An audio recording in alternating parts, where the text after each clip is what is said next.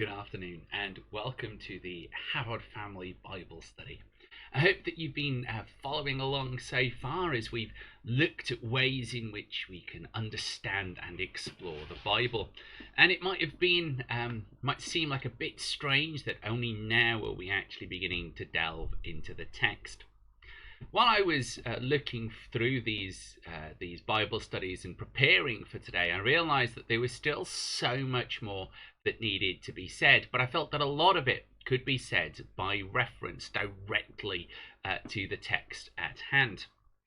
So today we're going to be looking at Genesis, and I should say that the Old Testament is perhaps my favorite part of the Old Testament. So Genesis is part of the Pentateuch, which is a posh way of saying the first 5 books of the Bible. Sometimes it's referred to as the Hexateuch to include the first 6 books of the Bible, but they're all really much of a muchness. The Pentateuch is traditionally attributed to having been written by Moses. Now, there's a lot of problems with the idea of Moses having written the first 5 books, not in the least that some of the stuff refers to ideas and places that simply didn't exist in the time of Moses. And we'll come to some of that when we talk about Exodus, because there's a really interesting debate about how we date the book of Exodus. But today we're talking about Genesis, and dating the book of Genesis is quite difficult. There's nothing really in it that allows us to anchor it into the modern world. When it comes to dating a biblical book, there are many ways that we can do this. We can look at events. So if a Bible book mentions an event, an invasion from a neighboring country, a geological event like an eruption, or perhaps even a flood, not Noah's flood, we'll come to that in a minute, or names the creation or names a town, then we've got something that gives us an idea of when that happens. We can see in the geological records when the eruptions happen, when the flooding happens. There is often records from neighboring countries about when they invaded. But in Genesis, we don't really have any of that. Even the names of the kings that do show up, like Melchizedek, we don't really have any other records of where they ruled or the towns over which they ruled to be able to give us a really useful date. We do have stories like Sodom and Gomorrah, towns that we know were destroyed. And we could, of course, use the dating of that destruction to be where the date was. However, it's very difficult to know whether or not in Genesis, in particular, not necessarily true for other Bible books, whether or not they're talking about a sort of a story about something that might happen, something that they wish to happen, or something that has happened that they're adding a theological gloss to.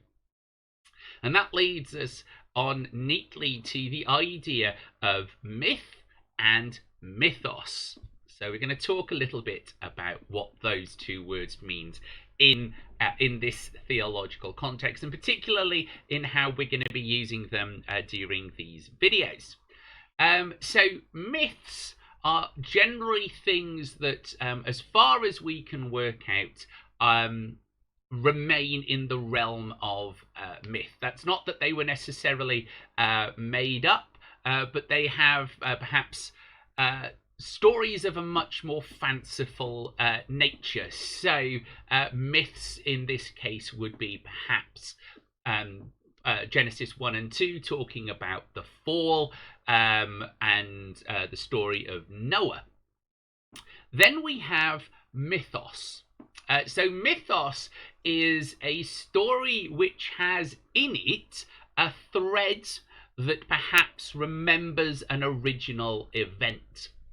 If we were to take, for example, the Tower of Babel in Genesis, the Tower of Babel appears in many forms around the ancient Near East, either based actually in Babylon, the Tower of Babylon. It appears as a story between two cities vying for the blessing of a deity, and one building a tower higher to try and get the blessing of the deity. So there is sort of a thread that runs through this.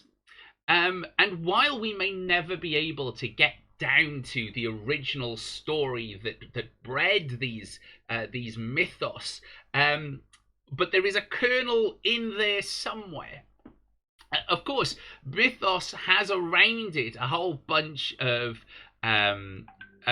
accumulation, a whole bunch of stuff that has kind of come up through the generations, added ideas and emphases. They've become big stories that can look very much the same as myths, except that in mythos there is somewhere down at the bottom, perhaps almost indistinguishable from the myth itself, a layer of reality. Along with mythos, there is this idea of a Christmas tree character or a Christmas tree event. Now, this idea is where you get a person. In the case of Genesis, there's a number of people. We've got Abraham, Isaac, Jacob, perhaps even Joseph, where this story is so kind of convoluted that actually to try and make sense of it takes quite a bit. And when you start looking at it, what you have is just a series of individual stories that have been hung onto the same person. We've seen this throughout history. Things that get Alexander the Great perhaps being the easiest one to go look up. Well, there's a whole bunch of stories about Alexander the Great. Some of which can't have happened at the same time because we've got a lot of historic evidence about where Alexander the Great was. We know that in some places there was a movement to try and make Alexander himself a deity, and so there was other stuff attributed to Alexander. Were it not for the fact that we had quite a strong piece of archaeological evidence for Alexander and their battles, we wouldn't be able to as easily separate the stories that actually happened to the accruations of time and history. So when you're looking at a story that probably originates, at least the sort of parts of the story of Genesis probably originates sometime around 1000 BCE, with stories maybe coming a little later, maybe as late as 800 BCE. It's quite difficult now to be able to tell these two things apart. So instead, what we need to do is we need to kind of deal with these. They've been put together as though they all apply to the one person, and that person is it's a Christmas tree. So you buy a Christmas tree, you cover it in baubles and tinsel and lights, or at least you do if you're me, until you reach a point where you cannot see the tree. And the tree essentially is just there to hang the baubles and the tinsel and the what have you all on it. Thus, somebody like Abraham is a Christmas tree, in that somewhere at the centre there was probably an Abraham. Did he do all the stuff that we think he did? Maybe not. Can we find the real Abraham? Probably not, because all of the accusations, all these stories over time have been added to Abraham. So very much like a Christmas tree, he's in there somewhere. We just can't see him for all the baubles and the tinsel. And these are all stories that either that were floating around, maybe without a person, or they were stories that sounded like Abraham might have done them, and so got attributed to Abraham over time.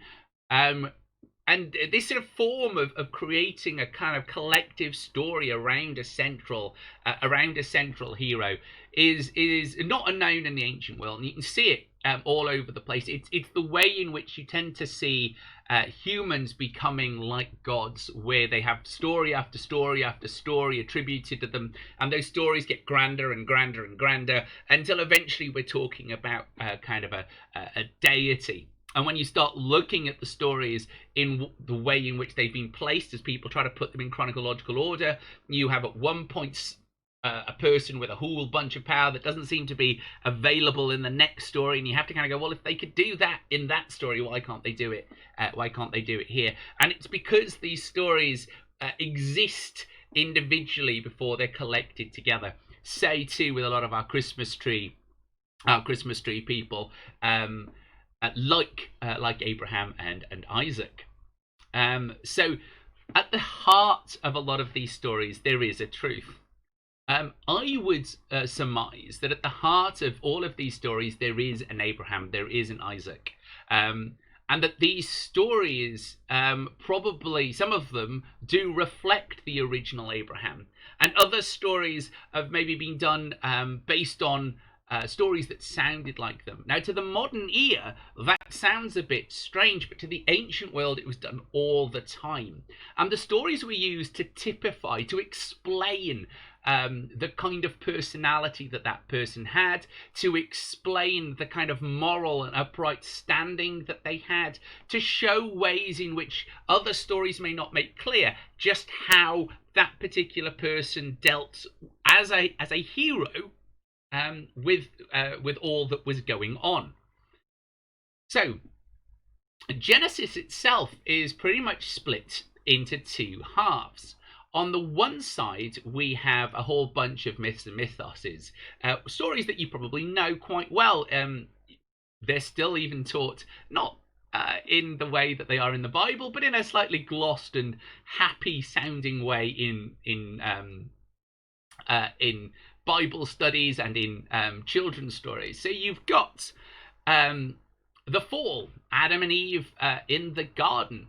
You've got the story of Noah, which takes up quite a bit in there. You've got Cain and Abel. You've got the story of the Tower of Babel, and so on.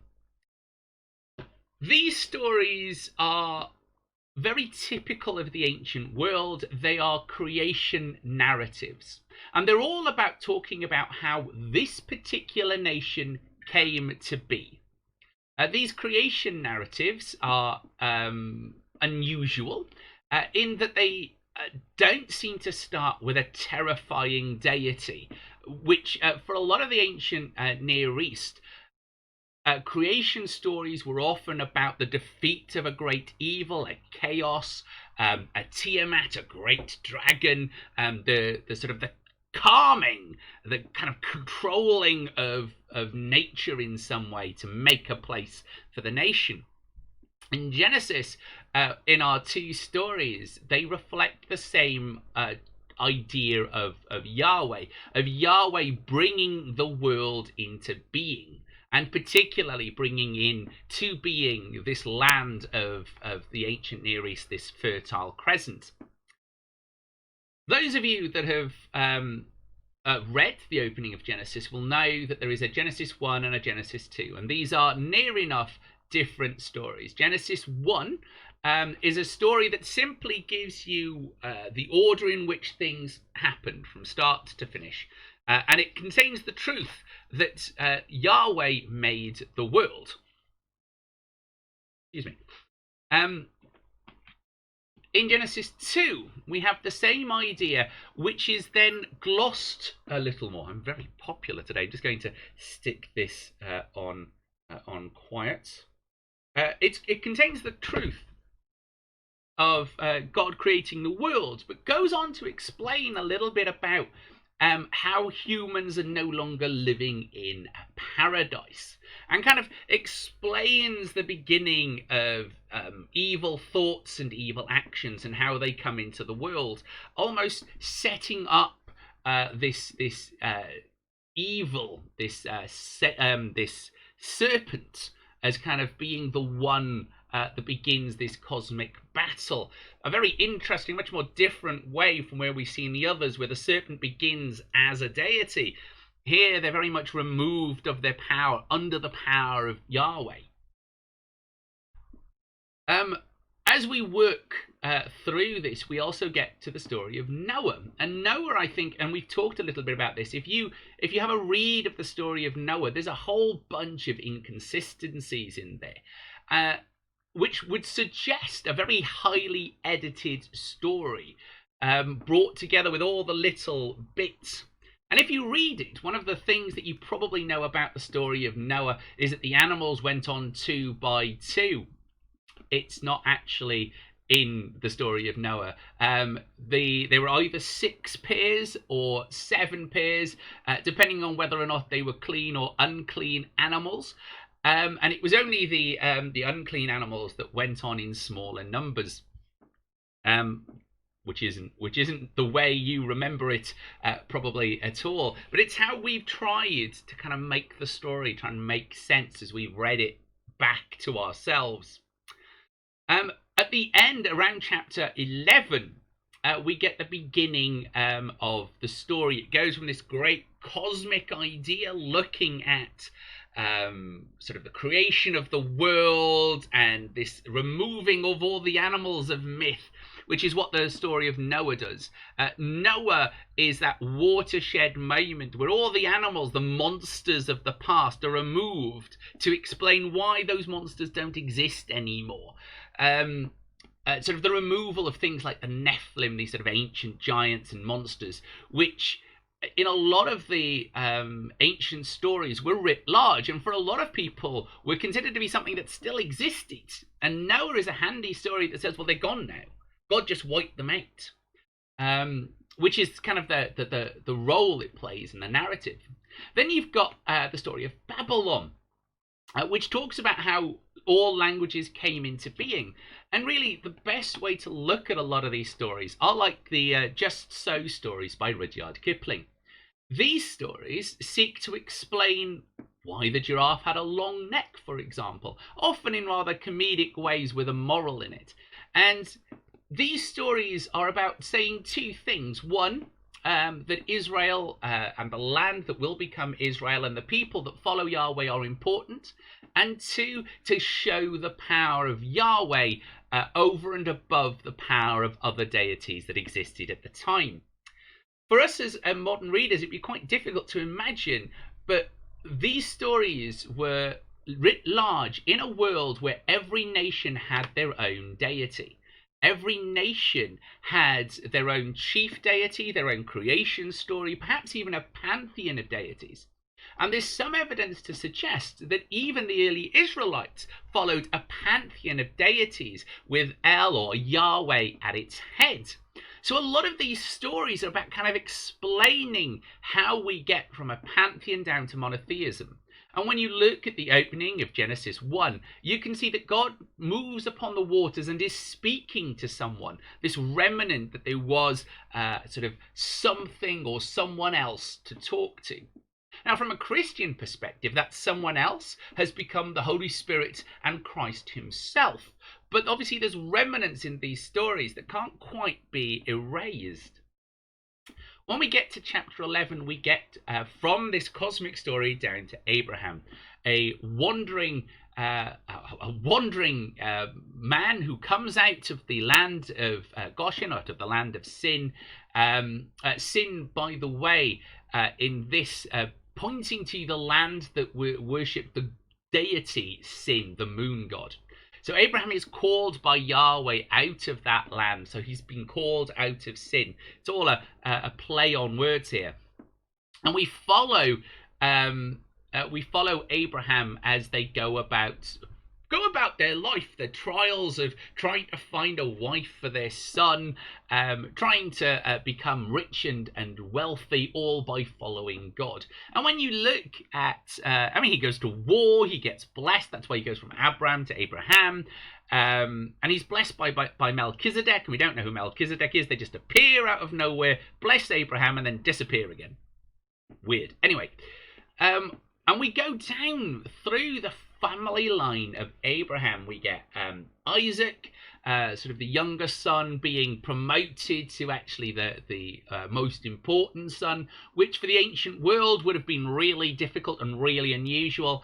Inheritance was always to the eldest, and here we have Isaac inheriting when it wasn't theirs. And we've got a whole bunch of children being born. Shem, one of the children of Abraham, lives for 600 years. And it's ideas like that that suggest that a lot of these dates are being placed upon the shoulders of half-remembered ancient characters. And we can see this in contemporary, and I mean contemporary with the ancient Israelites, of contemporary writings, where what we're seeing is that we've got king lists where the old kings live for about 1,000 years, and as you get closer to the time in which the book is written, the lifespan shrinks, and there's no real reason for it, other than the fact that they're now easy to look at. We now know who they are. Lots of thinking has been gone into trying to explain why, for example, Shem managed to live for 600 years. They've pointed to the fact that maybe years were different, and we know from our understanding of the calendar that the years were in fact counted differently, because they were counted based on moons and seasons. But even then, 600 years is still, 600 years. Some have said that maybe a year would mean months. So you would be looking at 600 years meaning 70 years, because it's that many months that have passed. But even then, the sense of the story is that this person lived a really long time. And while perhaps somebody living to 70 years in the ancient world was unusual, it wasn't as unusual as we would like to think. A lot of it depended on diet and whether or not you had people to look after you. So 50, 60, 70, unusual, but not unheard of. So what do we do with these? What do we do with these numbers? I think really we need to take them at face value. We need to accept that people thought that they lived for 600 years, and really that just translates to a really long time. The Bible does this a lot. It takes big numbers and uses them to mean a long time, but we don't actually know how. 40 tends to be this golden number, or 400. They wandered for 40 years. They were lost for 400 years. And what it means is a long time, but we don't know how long. And I think here 600 years means the same. A long time, but like a really long time. But we don't actually know how long. And a lot of this comes about because when you're trying to date things in the ancient world, you need dating. You need a way of doing so. In the modern world, we count numbers from an arbitrary line in the sand, which we took to be the birth of Christ. And from there, we count backwards, so the numbers get bigger, and we count forwards down to us, so the numbers get bigger, going in both directions away from year zero. Well, obviously, in the ancient world, Christ hadn't been born, so they've got no idea that from our perspective, they're living in 1000 CE. There isn't a global agreement on dates. That doesn't really kind of happen until you start getting empires, and we're talking empires the size of Rome here, which are able to impose their will. And in order for a bureaucracy to function, you need dates so that everybody can agree what year you're living in. Generally, it was regnal years. What I mean by that is the years of kings. So in the year 7 of King Boris, that was when events happen. And so you can then work out, because you know how long that king has ruled, you know how long their successor has ruled, where and when in the time that happens. The only king that we kind of have in the life of Abraham, mentioned with a kind of with a way that we can kind of put name to it is Melchizedek, and we don't really actually know when Melchizedek actually lived. There are other markers in there, the wars that Abraham fought, that might be able to help us date Abraham, but the information is so spotty and so difficult because the other kings are given generic names, which means that it's very difficult to work out where it is, though lots of attempts have been made to do so. So if we don't have regnal years and we don't have modern accounting, it's very easy to see how terms like a long time ago just were what the basis of these numbers mean. And you've also got to put behind this that not everybody would be able to count. And not everybody would be able to read. And here we need to introduce an idea called functional literacy. It's quite a difficult concept to explain. But most traders would be able to deal with my chicken is worth, or my 2 chickens are worth a sheep. Okay, so they would know, they would understand that as a basis. So they would have the ability to count, in that way. They would also be, in some cases, functionally literate. By that I mean they would understand words like sheep, cow, shop. But they wouldn't necessarily know what they meant, so they wouldn't have that sort of the ability to put them into sentences, but rather know that that series of markings means shop. That series of markings means sheep. And it's a very difficult thing for us to wrap our heads around. And perhaps the one way to explain this is the way that if you were to go abroad or go to a country that you don't speak the language, there is a lot of kind of constants. Red normally means stop. If you're looking for a fire exit, it's normally marked in green. And the exit signs tends to have the same symbols on it.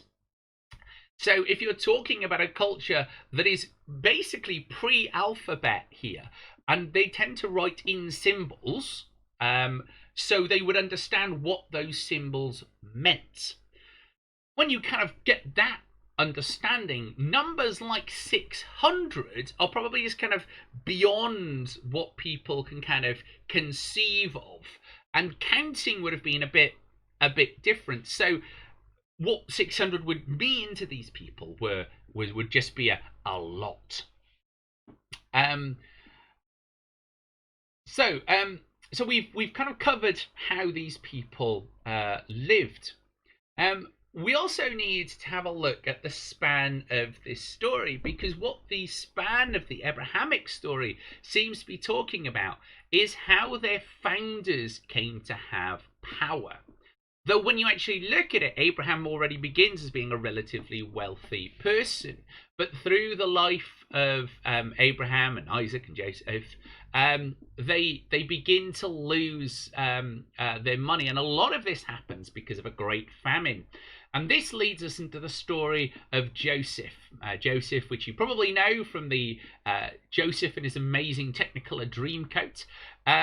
But the story is relatively the same, minus the weird dancing and foil outfits.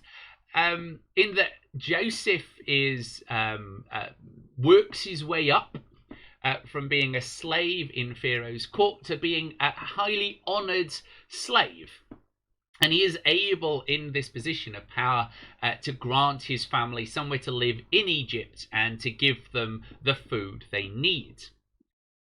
Now, it seems that this is an ancient story which places the origins of the people of Israel in Egypt.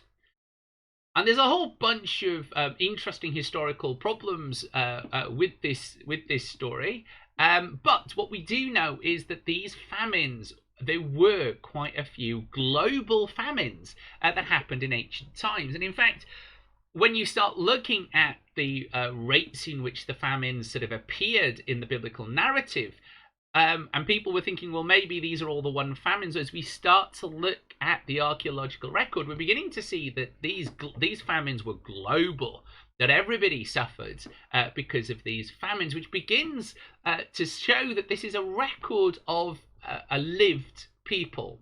It records the history of people who lived it. We may not be able to put them into a time and into a time frame, but we know that these are real lived experiences, even if they've been projected onto people like Abraham, Isaac, Esau, and so on. They describe a lived experience. And as you look at that lived experience, the thread that it has running through it is the connection that these people have to Yahweh. The way in which Yahweh facilitates or enables the people being saved. We're having a look at the story of Joseph, for which Yahweh seems to really play a back seat. What you can see is that Yahweh's plan to save his people begins with Joseph being taken off into Egypt. So it begins 20 years before Joseph is actually needed to act the story, to act the role that Yahweh is going to require of him. And a lot of it is about explaining how Yahweh works, that Yahweh works through people, sometimes in miraculous ways, in which the way in which Joseph is saved from his hole by these slave traders is quite miraculous. But often that Yahweh is a deity that deals very much in the sphere of the mortal, very much dealing with people. And Genesis takes us on this journey all the way through. As we've spoken before, when we look at Genesis, we begin to see that these are little pericope connected together. Genesis is probably a book that's been collected together over time.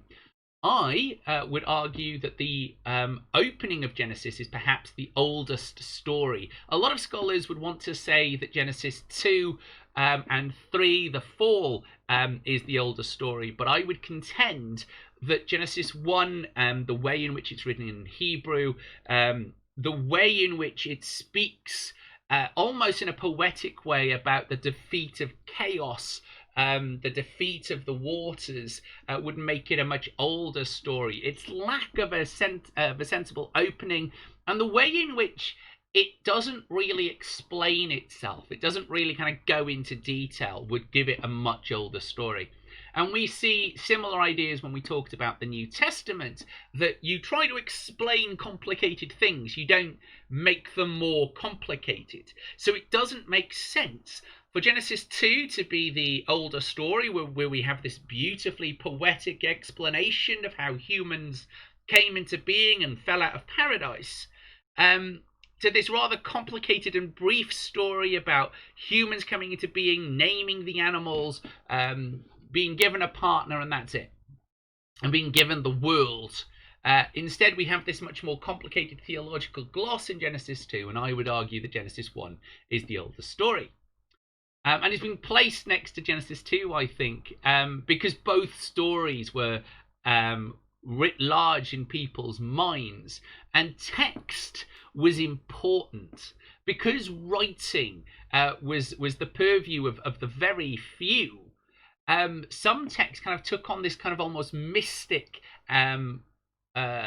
act in and of itself, and we see this in other cultures. Runes, even though as we find on swords, we've got swords that say, made by Dave. The fact that it had runes on them made it a sort of a magical sword, because nobody really knew what the runes meant. Though we do also know that runes were used for magical purposes, and on some of the blades we do have magic words actually carved into the blade. So the words themselves held a magic. So it would have been very difficult for the earliest collectors of Genesis to be able to deny a place for both of these stories, especially because what you're trying to do is record what Yahweh wants you to record, and if you're unsure, better to record everything than to make a mistake. As you can see, Genesis is not the easy to understand book that we would like to think it of, and while it's the first book in our collection, it has been placed there by later redactors. a lot of the stories in it probably are not as old as some of the other parts of the Bible. They might have had an older origin, but the ways in which we have them seem to have hidden that older origin from us. So how do we deal with Genesis? Well, we deal with Genesis because we are looking at it for that truth of what it says about Yahweh. Now, we're not looking at it necessarily for a moral truth, because in fairness, a lot of the stories in Genesis are really dodgy when it comes to explaining morals. Let's give you a very well-known example, which is the sacrifice. This is where Abraham takes his son off to sacrifice him because God has asked him to. At the end, Yahweh steps in and stops the blade from falling and says, actually, that's the end of child sacrifice. But that still kind of talks a whole bunch of it being quite traumatic, and it's quite a horrific thing for a deity to ask of somebody. But we, as modern readers, tend to overthink these stories. And actually what that story is about bringing an end to child sacrifice, which we know from archaeological records was throughout the ancient Near East. And it was there for all kinds of really mundane reasons. There was no such thing as contraception.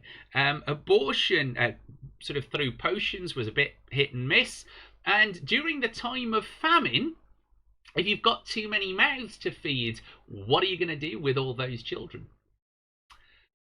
Sometimes sacrificing them so that they may gain quick access to heaven, so the deity will end the famine, is the shortest route to it. And it sounds horrific for us as modern readers, because it is horrific, but what choice did they have? It was either that or letting the whole family starve. So here we have, in this story, we have Yahweh saying, we don't do this anymore. I don't want child sacrifices, which is a big shift. It can also tell us a little bit about the fact that these stories were collected later, because the end of child sacrifice requires really there to be kind of a nation and a way of supporting people in famine. So grain stores or preparations against famine. So we're already talking here not really kind of the wandering Aramaean, but obviously a sort of a settled land in which these things were available. And to the modern mind, we would think that that's quite modern, but actually archaeology tells us that humans have been really preparing against famine for at least 7,000 years. So it does kind of doesn't help us really with the dating of Abraham, but does tell us something about the world in which Abraham would have lived. So that's our whistle-stop tour over Genesis. I hope that you've enjoyed it. And of course, as with everything, if you do want to know, please do get in touch over Twitter, and please do get in touch over Facebook. Next week, we'll be having a look at Exodus, and we'll be having a look at the problems of dating Exodus and the whole idea of dating the Exodus there. Thank you very much for joining us. I hope you have enjoyed it. Please do remember that if you want to get in touch, we've got a website, we've got Facebook, we've got Twitter, we've got a weekly newsletter. And remember that we produce these videos because we enjoy them. I am particularly enjoying talking about the Old Testament. But do remember that all churches operate only out of kind donations. We get no support from the government. Unlike American churches, I do not have 10 million that I can jet around in a private jet. A ridiculous amount of money. And if I did, I wouldn't be asking for money on Twitch or on YouTube or on Facebook. So if you do want to help and support our mission, looking after people producing these videos, please do consider donating. And you can donate through PayPal, and a great big thank you to all those of you that have already done so.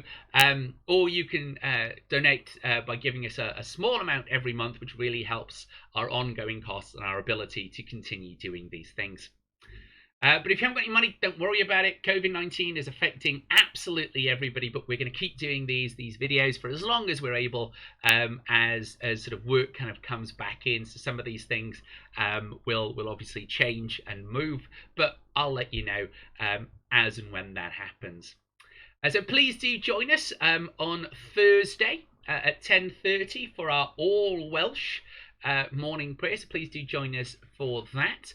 Also on Sunday at 10 o'clock, where we do our English morning prayer. And if you are looking for peace and quiet, St. Thomas's in Penicae is open for private prayer. And you can visit there on Wednesday between 12 and 2 and Sunday between 12 and 2 up until the 9th of August. On the 9th of August, we are looking to return in St. Thomas's to a said communion service. So please do come and join us for that if you are able. There will be a lot of restrictions, obviously, social distancing, and we will be asking people to wear a mask, but all of that information will be available closer to the time. Thank you very much for joining us. And whatever you're doing today, have a great day. But remember, wash your hands, avoid touching your face, wear a mask, keep at least 2 meters away from somebody. Social distancing is important. And remember, be safe. Look after yourselves and go with God. Amen.